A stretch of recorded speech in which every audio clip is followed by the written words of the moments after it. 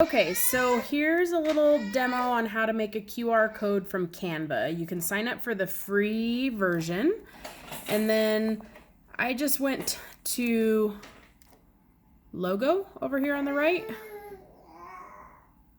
then it brings up a little logo, and then you scroll down to the bottom and hit more. And then right here it says QR code, so click that.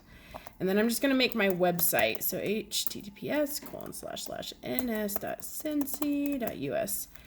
Generate code. I'm making it as big as this is. And then I'm going to title it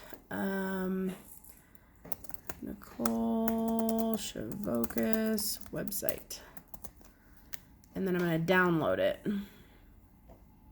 It's going to make it a PNG, which is fine. You could probably change it to JPEG if you wanted. And then voila, there it is. So I can just share that and maybe print it on my labels or whatever, so that when people open my catalog and see my label, they can scan the QR code. And knowing how to do QR codes could come in very handy for our active in April stuff. So hope this helps. Thanks, guys. Bye.